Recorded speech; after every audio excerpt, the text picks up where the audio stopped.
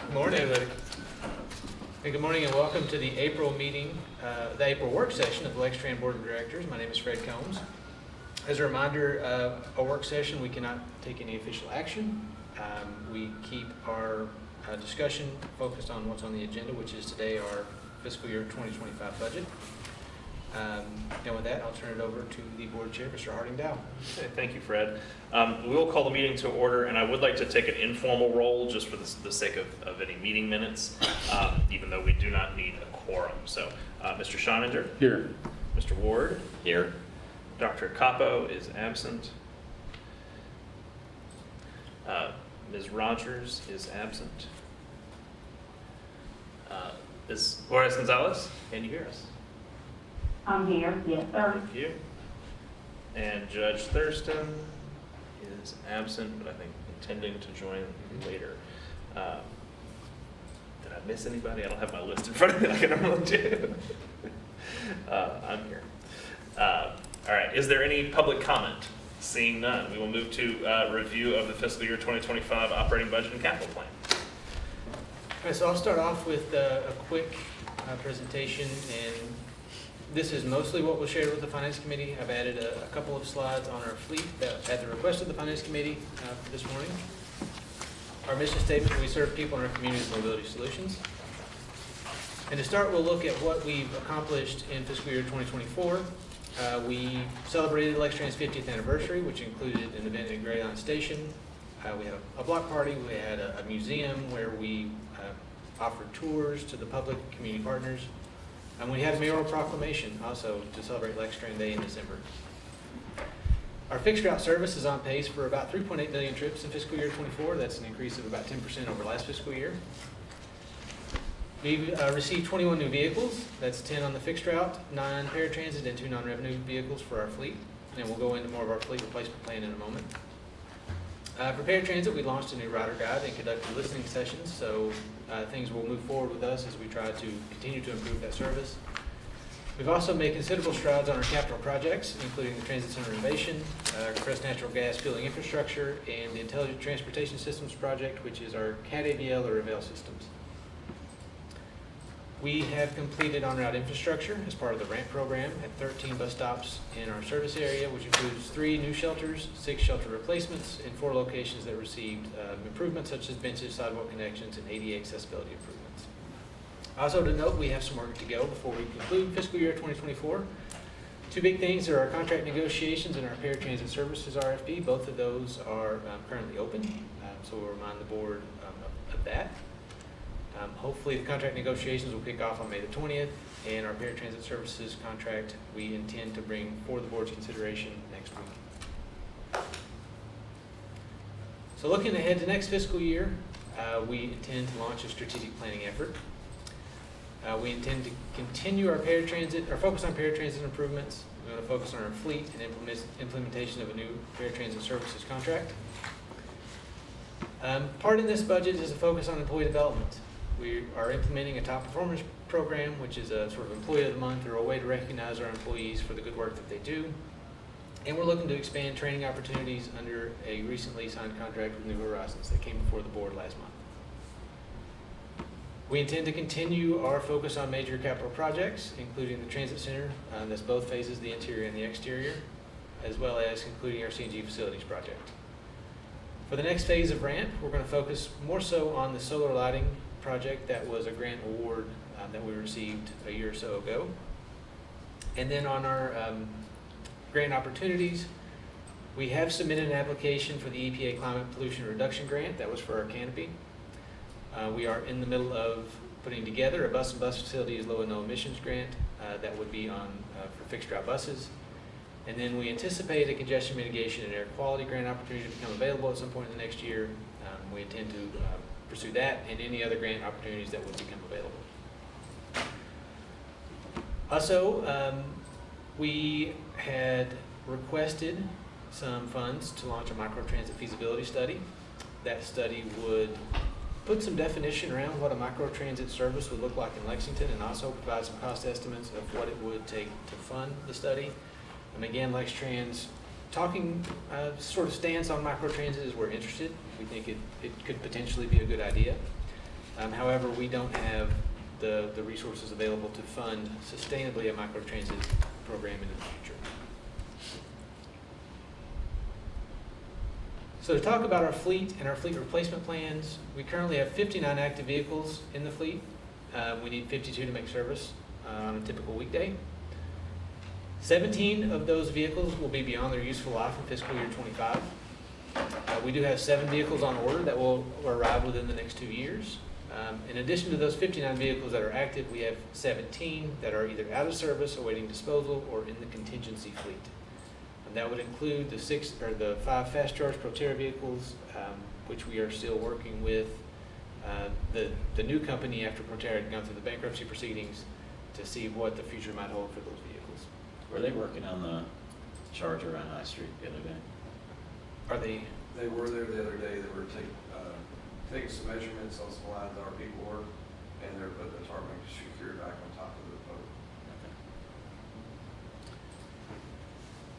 Our typical fleet replacement strategy is to aim to 6 to 7 vehicles per year. That'll ensure that we have a stable number of vehicles that are going beyond their useful life in a given year and not sort of put us behind the 8 ball as we saw with the large amount of vehicles that were purchased in 2007 after our tax referendum. So the distribution of fuel types that's in our fleet right now, we have 33 CNGs, 15 diesel, 6 electric, and 5 hybrid. So we are continuing to move away from diesel towards CNG and electric. That gets back to the investment that we have made in our CNG facilities and will continue to make with the fueling project. So to look at this in a chart over time, we do still have a number of 2007 vehicles that are in the fleet. I think in the contingency fleet, I'm pretty sure I saw a 2004 vehicle go into service a day or 2 ago. So that one's about 20 years old now. But we do have those 17 vehicles that are going to be at or beyond their useful life in 2025 that have not yet been identified for replacement. And also the colors here sort of tell the story. In 2016, when we converted to focus more on CNG and electric, and we've not been in the diesel or hybrid market in the past decade or so. Moving forward, we do anticipate taking on 3 CNGs in 2025 and 4 electrics in 2026. And that is as much as we have extended out with the funding we have available. On the paratransit side, I don't have the same bar chart for paratransit simply because the entirety of the fleet that Lextran owns is beyond its useful life. We took over these vehicles from the American Red Cross when that transition happened back in 2022. We currently have 38 vehicles. 26 of those are cutaways, 12 vans, and the 2024 vans have not yet entered revenue service, so that's the 9 vans that we've taken on this year. We do have support from our ATP Dev. They're providing additional 19 vans through lease in our paratransit services contract. Again, that last bullet point is to show that all of the equipment that we own, the vehicles that we own for paratransit are at or beyond the useful life. That's 5 years or 100,000 miles for a cutaway or 4 years for a van. I do believe most of our cutaways probably have 300,000 miles on them. Yeah. So that's going to need to be one focus of the board moving forward is paratransit fleet replacement. We do have some money available from the state that we spoke about last board meeting, as well as another grant award for hybrid cutaway vehicles that we can't seem to source, so we might have to try to find a way to navigate a way to purchase a different type of vehicle with those funds. So all that is to come in future months. All right, so that's what Lextran owns, That's what Lextran owns. and then our ATP Dev also leases 19. Yes. Do we lease any, or do we own everything? We own all of those that are part of that table. We do lease the 19 through our ATP Dev. So the combined fleet is 57 at the moment. And there's a difference between seating capacity of a cutaway and a van. With a cutaway, you have more ability to put passengers on board. It's more efficient, and you have more capacity. With the van, it's not exactly a one-to-one trip, but it's more likely that you have a lower number of people on board, lower on board count. Can you on the slide, just put a total on there, like you did for the other fleet. How many total vehicles and average age, maybe? Sure, absolutely.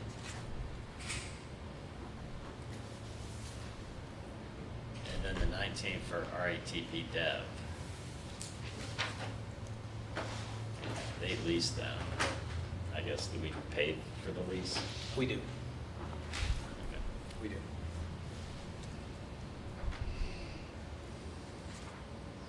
Maybe that could be clearer, because that makes it sound like they're doing it.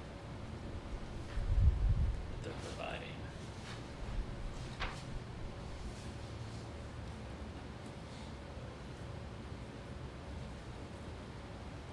I guess that just means RTP went out and found them, but ultimately, we're footing the bill. I'd say We're putting something them- like we're- 19 additional vans are leased.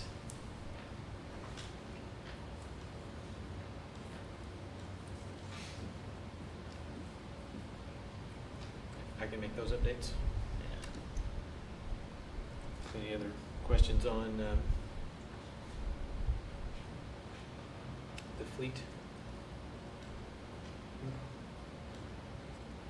All right, now we're gonna jump into. Hang on, go back for a Sure. second.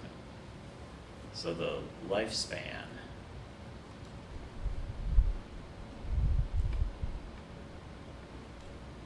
That's just because they're being driven all the time, 5 years and 4 years? It's much different for the smaller vehicles than it is a regular bus. And this is the FTA interest, the same way that we would talk about 12 years for a fixed route bus. Most of the cutaways are essentially a truck, right? With Larger body. larger body on the back of it. And yeah, they're driven 100,000 miles is what the FTA says annually, total for 5 years. Is that right? Okay. Yeah. You'd have half a million miles on it. I was just gonna say, a lot of them have 300,000 miles on them. Do you know what the most highest mileage on the I've seen it before. Ford? And they're in dire need of replacement. Yeah, I mean, if it's 12 years old, we've got 2 of those. Yeah, that's, Okay. All right, and to walk through our budget, again, we shared the initial budget, Budget A, with the Finance Committee. We took their feedback and incorporated it into Budget B. We're going to show a comparison of what the initial budget was and then what we've come up with as a balanced budget in Budget B. So Nikki is going to walk us through both of those budgets and start our discussion. So Nikki, take it away. Yeah, property tax, budget A, we budgeted for a 3% growth. Budget B, as recommended at the Finance Committee, was a 2.75 growth. That is the change that you see between those. The federal funding is different in budget B because anything that we cut from the capital budget for projects can go as revenue toward paratransit or our preventive maintenance program. So I'll show you a little bit more about that when we get to the capital side. Everything else on the revenue side stayed the same. Our wages and fringe, we looked at that. We added more turnover for our operations department. Since we have had some vacancies, we looked at some of that, which affects our fringe and our wages, and we removed one currently vacant administrative position. And our paratransit expense stayed the same. We did have a different number when we originally did this, and after the Finance Committee, we found out some more information, so we have updated that number. That number for paratransit includes our cost for the contractor. It includes the cost for fuel. It also includes the assessments. You all approved a resolution a couple months ago for a new company to do assessments. That's in there. We also have added some funding in there for vehicle repairs, since we own so many of those vehicles now and they are in desperate need of repairs. We did include some of that money in the paratransit expense, so it wouldn't show up as an actual Lextran maintenance expense. Our fuel and oil, we looked at budget A. We looked at the diesel fuel at $4.25 a gallon. We changed that in budget B to $3.75 a gallon. We have done some research. We think 375 will be a good number to go with. Some of the research on the energy website that we look at says it expects diesel fuel and gasoline to go down a little bit in 24, 25. It's usually kind of, in an election year, it's usually kind of fluctuates. So, but we think 375 will be good. And we took CNG from $2.25 down to $2. We've been running about between $1.60 and $1.70 for the fiscal year. So we feel that $2 is good. So as Fred mentioned, we have more CNGs now than diesel. So we have seen some savings in the cost of fuel. Our professional services, this is everything from our TransDev contract, our audit, our payroll services, contract maintenance on our vehicles, contract maintenance on our facility. We did reduce that number by $75,000 we looked at some of the maintenance costs and took some of those down for our contract maintenance. Our materials and supplies, we looked at maintenance parts. We did take that down. That's where that 100,000 came from. Materials and supplies, most of that, $1 million of that is our bus parts. They have become more increasingly expensive, obviously. The rest of it is supplies such as office supplies, cleaning supplies, things like that. Property and liability insurance, we stayed the same on that for both budgets. We have an estimate from our insurance company of what we think that will be, so we feel that's a good number. Utilities and phone obviously stayed the same. And our miscellaneous expenses, that is our fuel tax, our bank fees, some of our,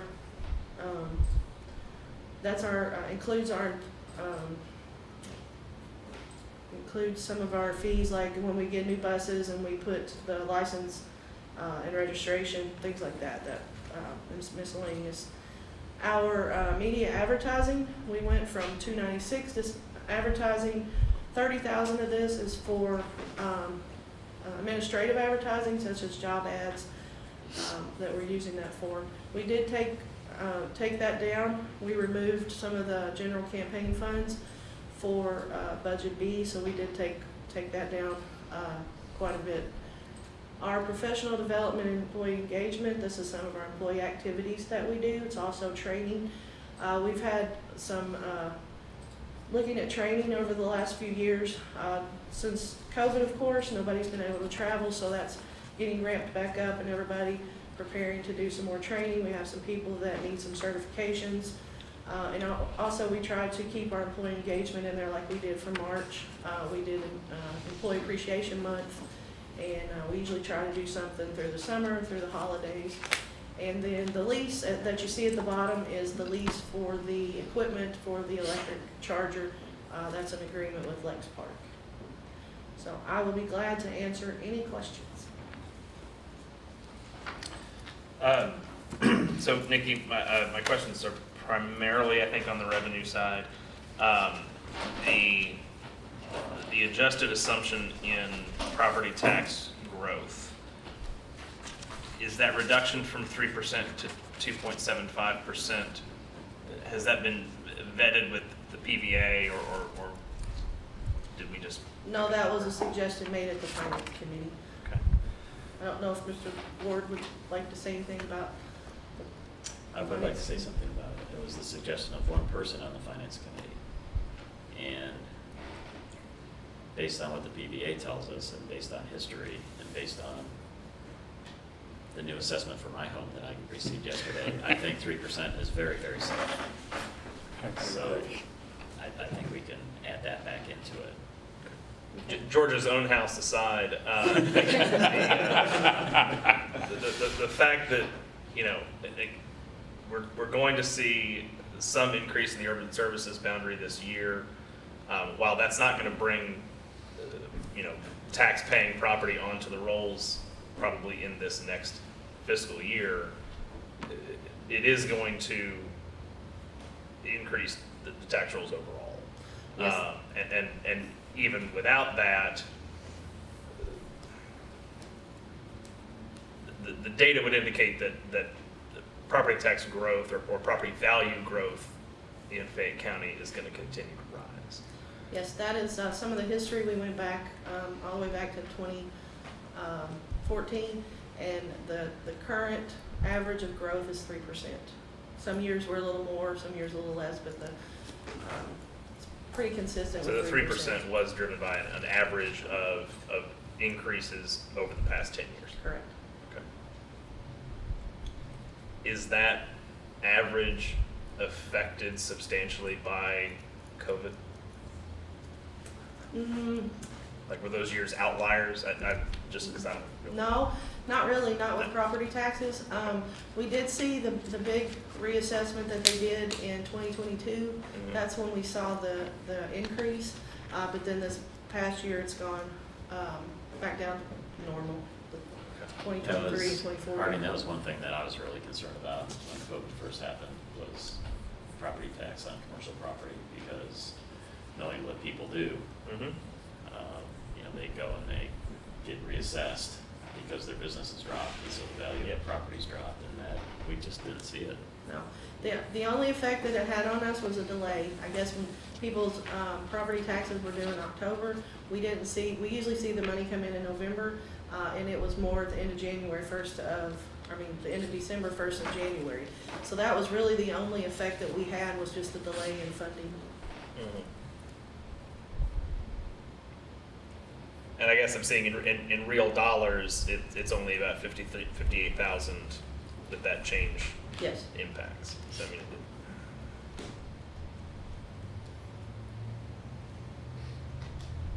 A couple other things that we discussed. Well, Dr. Acampo and I both felt pretty strongly about having a balanced budget as opposed to a deficit budget. Mhm. And, you know, we looked at a few areas on the expense side, and, you know, the number we were looking at paratransit was a little bit higher yesterday, but this is probably a better estimate is what's on here now. And then, as Nikki said, on the fuel made an impact. Mhm. We focused a lot on the wage side, Yeah. because it was a pretty big increase from what we're gonna spend this year, what was projected, and so it was good to see that that's decreased. And, you know, there'll be a contract negotiation coming up, so we'll have a better clue as to what happens once we get that, and once you don't have a firm number yet on health care, No. do you? No, we were supposed to have it last week, and it got delayed until first week of May. Yeah, so both of those unknowns, you know, there were some things factored in there, but with the change that was made in Budget B here, I think we feel pretty comfortable with that. So the one question I have is on professional development and employee engagement. It's a pretty specific number for one, but it's probably a percentage of something. Can that number come down a little bit? And a little bit is 50,000 or less. Does that impact things? Or any contracts that we already have? We can take a look at training. We did have a big request for training from different departments. We have some new people with the certifications, but we can look at that certainly and see what we can do. Because what I'm looking at are some of the, in the notes, some of the adjustments at the top. So, you know, the 100,000 from the bus stops, we put a lot of extra money in the bus stops over the last how many years? At least the last 5 years. Yeah, and so we've been able to catch up quite a bit on things. And at the time, you know, there was thought that we would try to do, was it 100 shelters, maybe? And Fred showed the data on some of the shelters. I mean, it was less than 6 boardings a day, or some of the stops, I mean. And so, you know, is it necessary to have a shelter for 6 boardings a day? Maybe, maybe not. But if we had to back off a little bit this year, I personally think that we're okay there. And then on the technology, I know there's things that you need.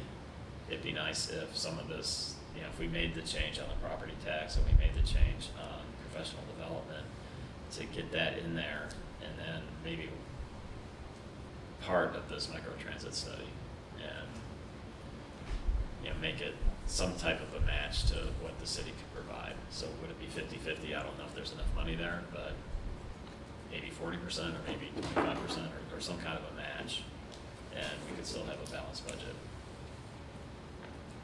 Was the 75,000 for the microtransit study anticipating a city government match? No, No. So that's what we think that we think can do that's the what fleet it'll studies cost. for. Okay.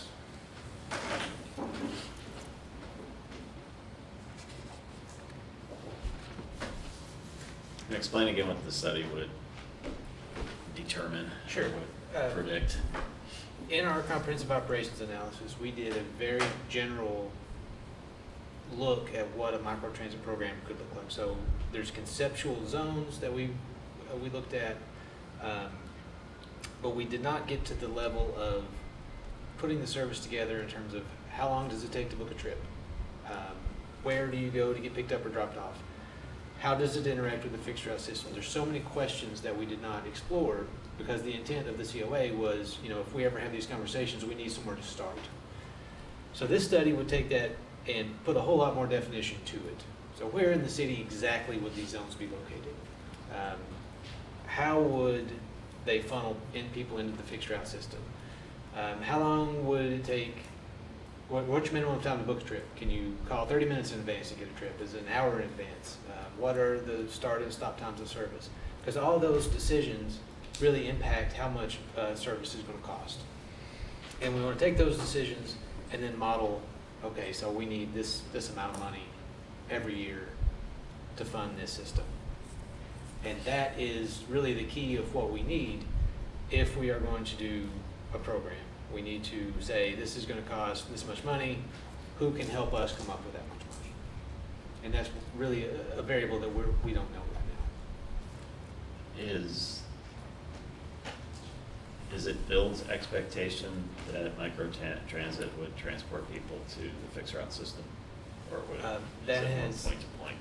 In my conversations with them, I've tried to consistently say that this interacts with our fixed route service, it supplements, it augments, it does not replace, and it does not take you citywide.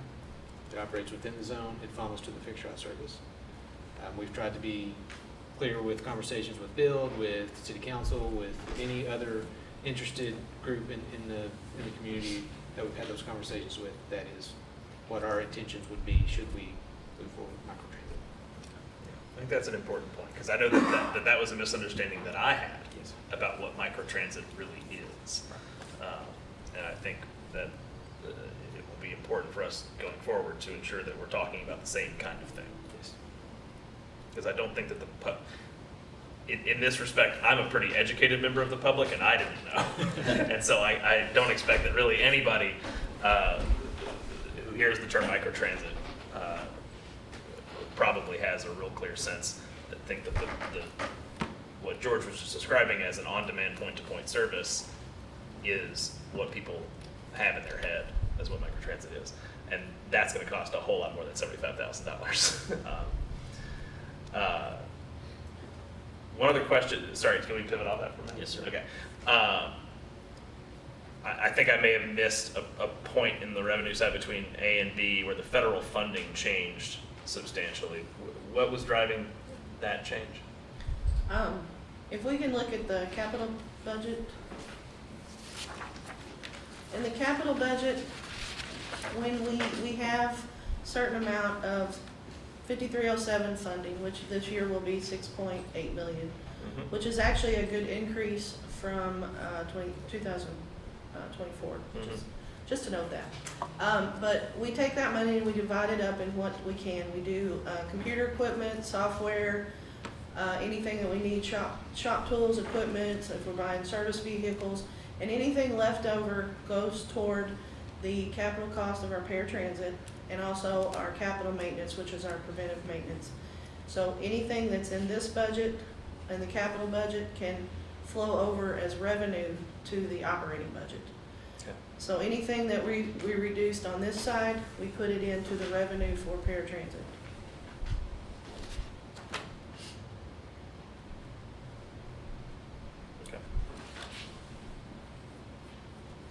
So by reducing capital expenses, we're able Correct. to realize operating revenue. Correct. Okay.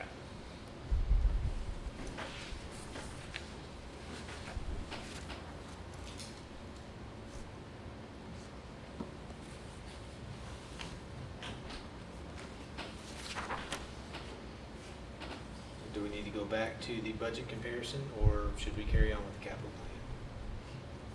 Give me 2 seconds. Sure.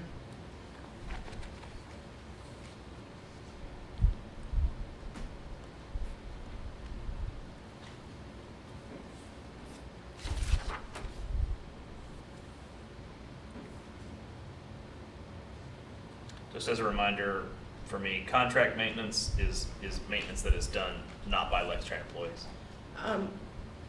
There's two types of, there's several types of contract maintenance. Contract maintenance, which is when we send the vehicles out for repair. Yeah. Contract maintenance, non-vehicle, is anything such as having someone come in and clean the windows, clean the carpets. Then there's contract maintenance for professional services such as environmental and things like that.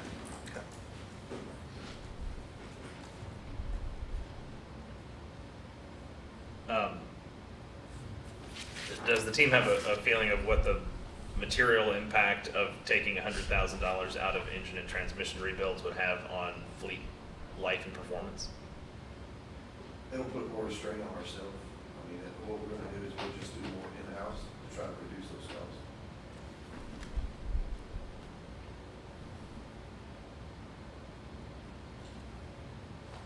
Because right now, if I recall, all of that work is done outside the organization. We do some ourselves here. Okay. We'll just have to increase that quantity that we're doing ourselves. Usually it depends on manpower. Mhm. So if we have a situation where we have fewer people on at that time, then we would send it out and have it done so we get the vehicle quicker. Okay. So we'll just have to take on a little bit more of that ourselves. And do we feel like that would lead to an increase in overtime? Could possibly some, but at this point, we're up on overtime because of we're still down some people in maintenance as far as mechanics. I think it'll offset itself there.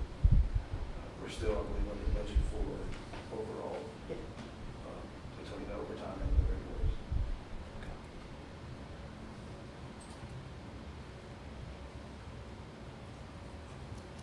Okay, I think we can move to the capital plan. Okay, the bus purchase line shows what we actually have funding for. This does not count for any grants that we have applied for, because we don't know, of course, if we're gonna win those grants, we don't know the amount or anything like that. So we only put on here what we actually have money for. The major changes in A and B, we've already talked about with moving some of the microtransit study. And then we also talked about the bus shelters and some of the technology items. The paratransit vehicles, we do have $240,000 from the state, and we also have some money in another grant to purchase those. We have our ITS technology. Most of that is everything to do with our equipment and that is on the buses. All of the Avail stuff that we talked about in December, and we're upgrading all of that system. So all of that is in our capital budget, or not our capital budget.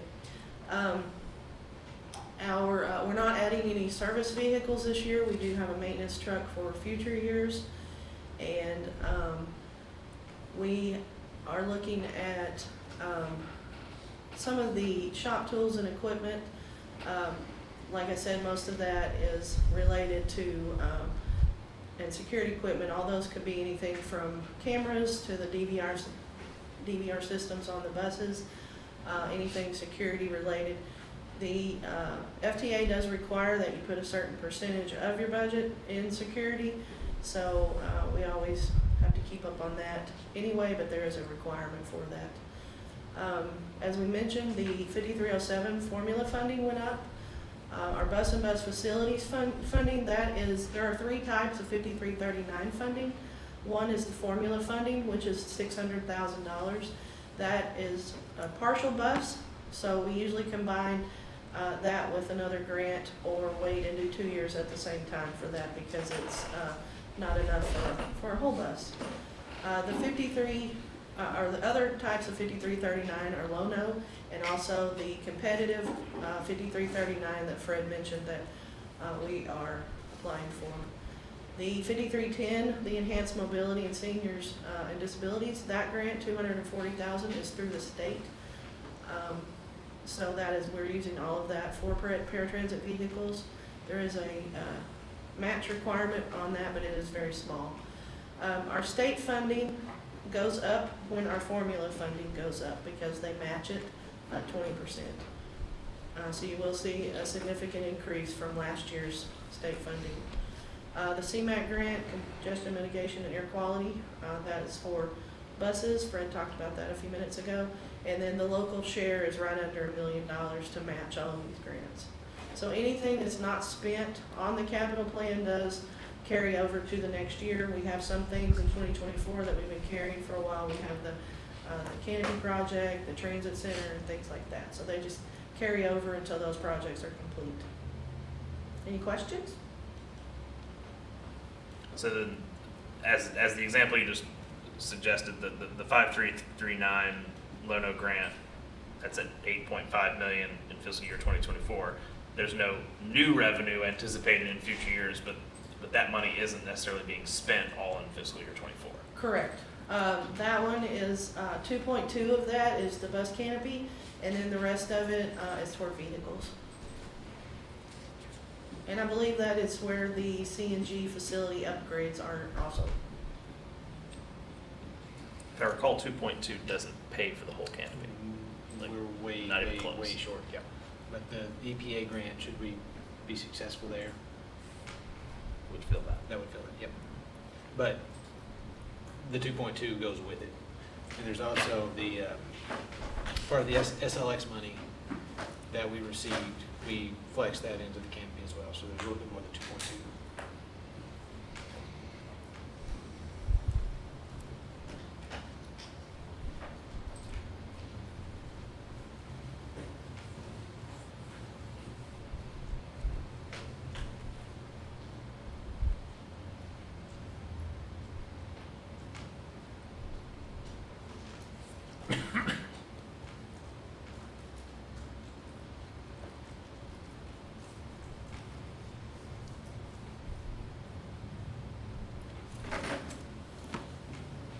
Any more questions?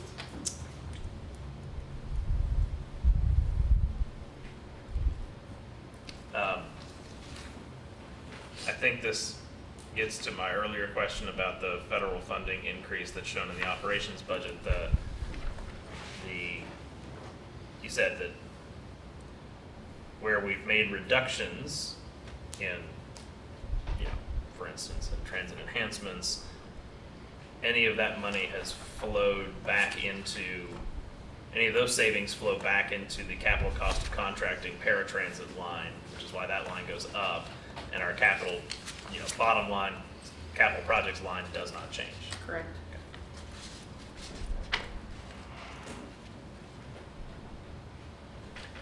Which, beyond the dollars, underlines what a huge, huge part of our operating budget paratransit is becoming. That literally every spare dollar goes there. Yes. Yes. We have a pie chart, so if Ellen, if you could bring that pie chart up, or Fred, I don't know who's controlling the mouse. Yeah. This shows you our expenses. This is budget A. They're It's essentially not the much same. difference in budget B for this. 55% wages and fringe. Then our paratransit budget is, I think in budget B it's 23%, and then everything else is fairly small compared to those two.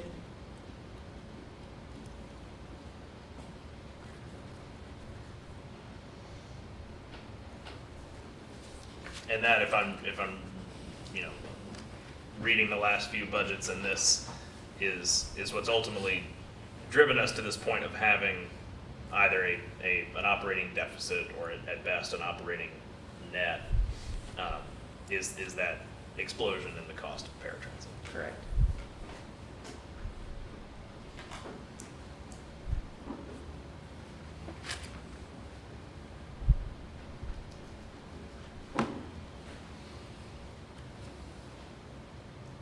And George, just for my notes,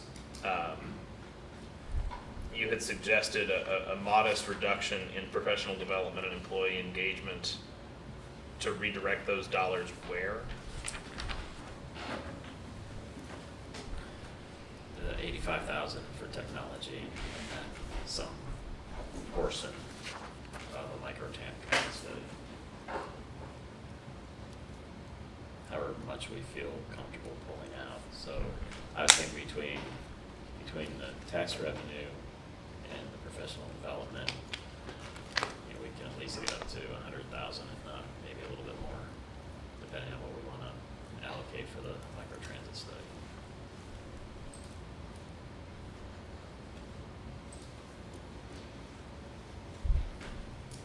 Yeah, I think keeping that study in is important. The 85,000 for technology, I think we were talking just before the meeting, that's a copier, a signage system for this building alone? No, this building, maintenance building, transit center, it's, But internal communications? Yes. And then, I have written down DVR, but that doesn't sound right. DVIR. DVI. DVIR, okay. We're not recording back episodes of The Sopranos. What is DVIR? That's the system that we use to do bus inspections. So every day, an operator would go out and do a walk around to check the bus, mark that information then goes to maintenance to follow up on any issues that, or deficiencies that might be found on their check. So this is, you know, It's paper right So, now. it's and- paper right now. Yes, and this was one of the things that, when Randolph and I did our interactions with employees, this came up a few times, of improving communication between operations and maintenance by digitizing this form. So would this be a new system then, not a replacement? This would be a new system based on an existing process. Right. Yes. Okay. Not to get too weedy, but is that, when you talk about digitizing a form, is that really all it is? Or is there more of an ability to push that information to maintenance and for them to track it? Yes. Okay. So we're not talking about, you know, a fillable PDF here. This No, is no, more no, than no. that. Yes, this is Okay. more. It's like, I can do that for you for way less than whatever you're paying here. Okay. I mean, is that a fair way to say? It seems like it'd be like in a restaurant when they have something electronic going back to the cook instead of having to communicate it in a different way. Yeah. And then you can track it too. Yeah, I would imagine it improves our accuracy.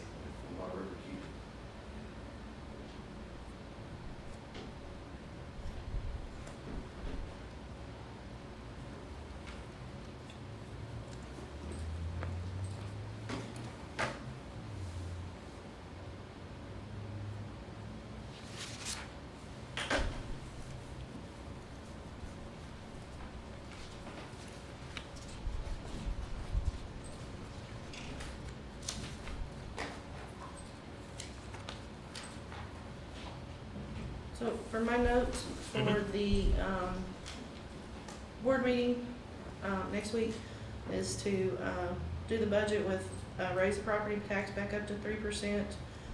Look at saving 50,000 in the professional development to put back in the 85,000 in technology, and then half of the microtransit study. Is that correct? Whatever amount you have left. Okay. I mean, it would seem safer from a budgeting standpoint to include 100% of that 75,000, and then if as we go forward we can negotiate a split with LFUCG, that's to our benefit, rather than under budgeting it and then having to draw from somewhere else later. I see it more as, A negotiation. well, it's a way to show that, you know, we've heard the request. Mhm. We're willing to participate. We don't have the funding to do it all ourselves. We need That's fair. cooperation from city government. Yep, I think that's clear. So yes, Nikki, that's what I have down to. Okay. And for the record, Jess Thurston is watching on YouTube. She was not able to get on the call, but Okay. she's been texting Yeah. updates as we go. So So y'all are aware of that. Just throwing things in the comment thread. That's good. Like and subscribe, Judge Thurston. Okay.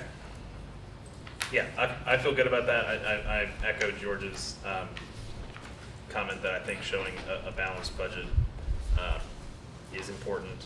I think, you know, we have known that this day was coming, and I think now it's incumbent upon this board and this, you know, management team to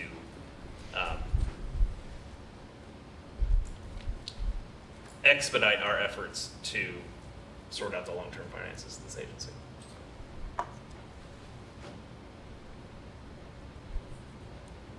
Anything else? That's good. Lady, any comments? All right. Is there any further discussion from the team? We really appreciate all the effort that goes into this. We know it is truly the thing that makes this all run. We can't do it without money, and we can't, and knowing where it all goes and explaining in a way that those of us who are not financially minded necessarily by nature, my math teachers will attest to that. I appreciate it very much. So we are adjourned. Thanks. Thank you.